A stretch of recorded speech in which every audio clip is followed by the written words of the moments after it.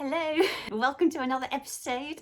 So today I'm going to be making an entire outfit, which is not as impressive as it sounds because I'm going to be using two patterns that you have seen me use before, which is the culottes and the Pixie beret.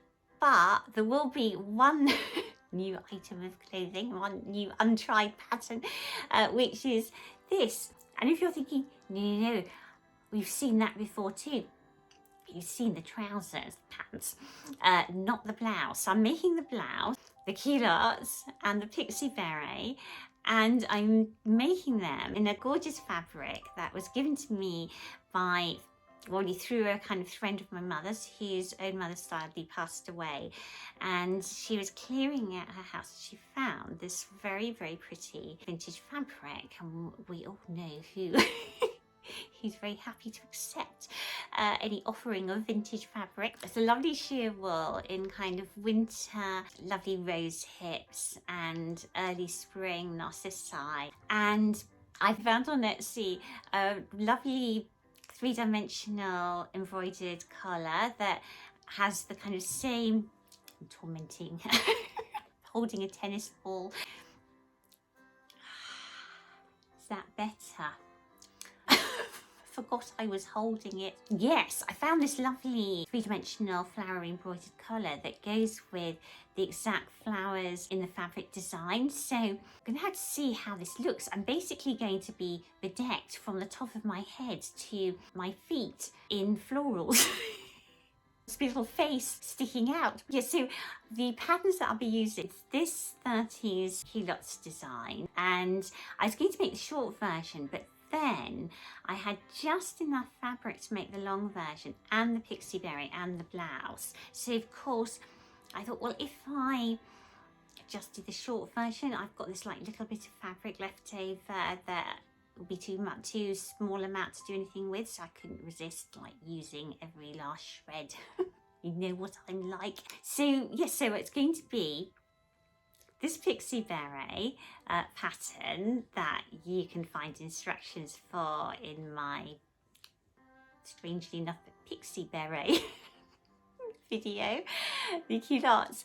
And I'm going to show you how I made this lovely puffy sleeve blouse that I've shown you how I made before. And then it's all going to hopefully come together at the end in a glorious display of me in head to toe florals. So I'll get on with it, and at the end we'll have the reveal. And this is my wool fabric, which has a theme of late winter, early spring flowers and seed heads and rose hips with the narcissi. And then I started by cutting out the blouse pattern pieces with the help of my faithful furry friend, who serves, she thinks, as a useful fabric weight. And these didn't take very much fabric at all. It's a really quite an economic pattern, even though it does have really lovely puffy sleeves. And then I overlocked or serged around the edges of all the pattern pieces, and I started by tucking under 6mm of the yoke fronts and pinning them to the two blouse fronts and gathering between the two notches that I'm pointing out here, which creates a flattering kind of fullness over the bust area. And these are then top stitched in place just above the crease of the fabric, the crease line which I pressed down and through all the layers of the fabric. And that's just me top stitching the pieces down together on my lovely vintage Singer 01K machine. Then next I sew the underarm seams and the shoulder seams with the right sides together, and then press open the seams. And then the seam allowance along the centre front of the blouse is turned under all the way from the hem right to the top of the blouse, and then the shoulder area is also turned under just the amount of the seam allowance. And then the front part of the blouse along the centre front is going to be folded back right sides together and stitched just along the neckline up to that point of the shoulder. So effectively I'm creating the facing, because once I've stitched that part of the neckline, I'm going to turn the front of the blouse like that, wrong side to wrong side, so that I have a facing along the centre front of the blouse. So I'm going to start by stitching down the seam allowance, that turning for the seam allowance to keep that firm, and then turn it wrong side to wrong side. And this facing is created on both sides of the centre front of the blouse, and then it serves to hold the buttonholes and of course the buttons. And I've got some pretty special buttons that I want to use, some really gorgeous ladybug buttons. So here's the front facing, and you can see the tailor's tax markings that were marking the centre front of the blouse, and they were marked on the pattern in the form of small dots. And then I turn the facing right side out, i.e. wrong side to wrong side, making sure that I've turned it well into that little corner there.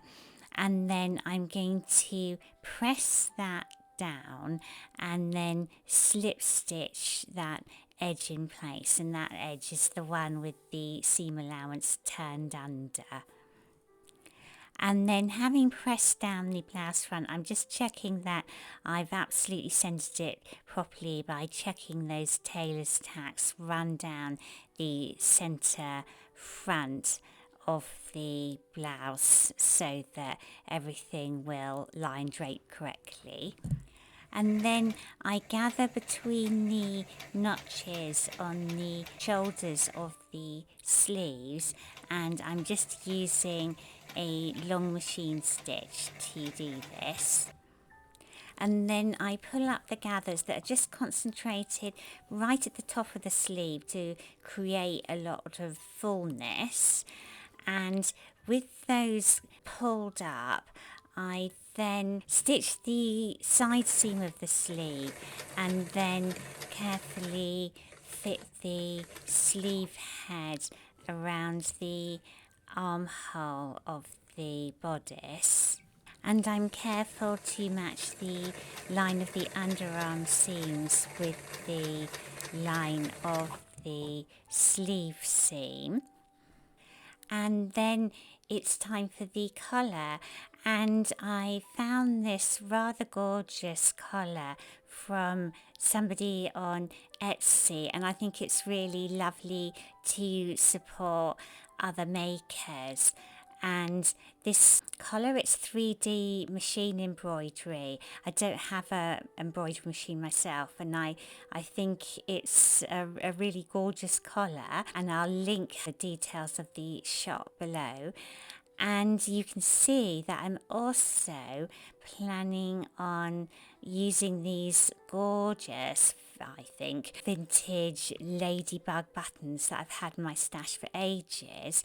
And just looking at the pattern, because you can see this pattern shows horizontal buttonholes on the blouse, and if you look at most blouses these days, they will have vertical buttonholes, but because these are horizontal in the pattern, I think I will go with that. I mean, it's not desperately important.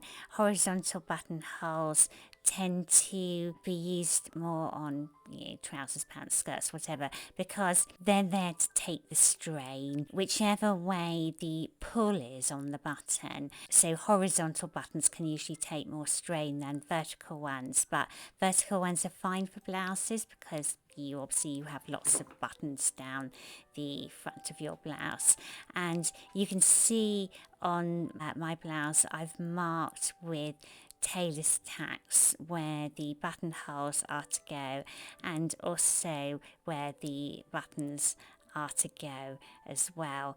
And I'm just loving the effect of these ladybugs or ladybirds amongst all the colourful florals of my fabric print. And I just wanted to do some measuring. I know I've marked with tailor's tacks, but I just want to be absolutely certain to make sure that each buttonhole is the same distance from the centre front of the blouse, and also to mark a stitching line for my buttons, having measured my ladybugs, and actually they were the perfect size for the buttonholes marked on the pattern, so it was meant to be. My only problem was that I had a limited amount of small ladybugs, which are the ones I wanted to use, so I've got enough for most of the blouse, but I will have to use one other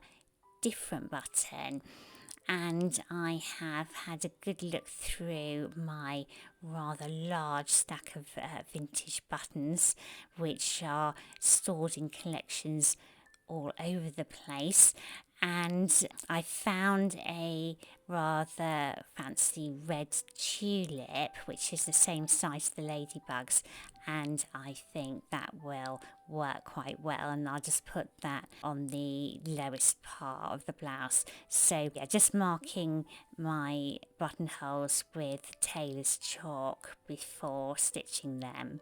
And then looking at the pattern, it calls for sleeve supports. I would call them sleeve supports, not shoulder pads, and quite helpfully for a vintage pattern anyway, it did show the kind of shape it wants you to make these sleeve supports in, which was a kind of U shape with one straight edge and then a U shape going out into the sleeve head itself. So I have kind of improvised with this little plate. So I've done my curve around the plate, and then I'm just drawing, as you can see, drawing outwards to create a kind of half circle-ish, half oval shape, and then I'm going to cut around that, and I'm going to create 4 of these shapes for my sleeve supports, and then I'm cutting 2 pieces of wadding using my sleeve support as a template just to cut around, and then I'm going to sandwich the wadding between 2 of the pieces of sleeve support, and I stitched around them, leaving a gap for turning, turned everything right side out, and then just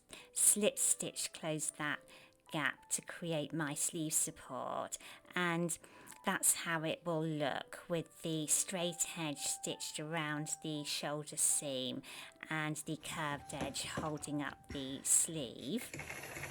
And then to make sure that the wadding and both sides of the sleeve support stay in place, and the wadding doesn't sort of say rumple up during washes, I stitched around in, is it concentric, is that the word? Stitch around in kind of ever decreasing circles, so about 1 inch from the edge of the sleeve support, and then I did another circle inwards, a kind of another inch away from that, so 2 or 3 semicircles of stitching in all, as you can see that I'm doing, and this will just make sure that that wadding stays in place as I kind of wear the blouse and keep washing it, so it's well worth doing this step. And you can see this step also makes that sleeve support a bit firmer. It's kind of like quilting, isn't it? Like quilting lines, and that's how it's going to sit on the sleeve head, just with the straight line stitched to the shoulder seam, and then that U shape will stick out into the gathered sleeve head to create a really nice big puffy shape. And with the blouse nearly finished, I wanted to just get going on the other little pieces of my outfit, which I'm not going to show you in this video because I have shown how to make each of them before. This is the Pixie beret, which I've already done a video on, and I'm making it in exactly the same way. And I'm also going to make for this outfit a pair of the 1930s culottes, which I also have a video on making. And you can see the Pixie beret, I've used more of the wadding because it's nice to have a nice cozy beret, I think. So I tried on the blouse and culottes at this stage. I still hadn't done the left side fastening, and I decided that it really needed a belt, and also the collar really needed a hook and eye to kind of keep it straight, and just trying it on with a modern belt, I thought that was better. Then, having checked the fit and what I needed to do, I sewed the hook and eye just to the very top of the blouse so that the points of the collar would meet straight, dead in the centre. And you can see that I also thought I might add, as if the collar wasn't, you know, quite extra already, I might add a large ladybird to it to match my ladybird buttons down the centre front of the blouse. These are actually vintage buttons, so I only had a limited amount of them, so I only had at this stage large ladybirds or ladybugs left, so it was a large ladybug that I attached there to the collar, but I think he looks rather nicely, and I'm just showing you at the end of the blouse, or rather the hem of the blouse, I'd run out of small ladybugs, so I sewed on a red tulip. But I think no one's really going to mind one red tulip amongst all the ladybugs. And then for the belt buckle, I found this rather gorgeous enamelled butterfly vintage belt buckle. So I made a belt that would fit in the little bar under the belt buckle itself and pulled that through. I do have a video on making belts for my vintage dresses if you wonder how I did that belt. And this belt buckle fastens with a clasp, so I just feed in the belt at each end of the buckle, fold it under, and then I stitched it down at either side to secure, and then it just fastens like that. And you can see that goldy orange yellow colour will really pick out the narcissi. And here's my finished 30s outfit with culottes and blouse and pixie hat, decorated with flowers and ladybugs and butterflies. I really wanted to decorate the top of the pixie hat too with felt flowers and perhaps the odd ladybug. I haven't had time yet, but I will do it and perhaps put it up in a little short video for you to see the final effect. And it's a really cute little colourful outfit, I think. The only adjustment I still need to make is to take in the waistband and the belt an inch or two. I always tend to make them too loose because of my fear of a tight waistband. And I am wearing a 30s girdle beneath, which of course they always wore in the 30s, just to create a streamlined shape. It just kind of holds things in, but it doesn't really reduce your waist. But the puff sleeves actually really help to create an illusion of an hourglass shape. Just pointing at my ladybugs. I really hope you enjoyed this week's video. And I'm so grateful to all of you that watch and encourage me and comment. I really feel like I'm kind of making a group of lovely supportive friends around the world by doing this YouTube channel, and it makes what can be quite hard work at times too really worthwhile. And yeah, thank you so much, and I'll see you next week. Bye.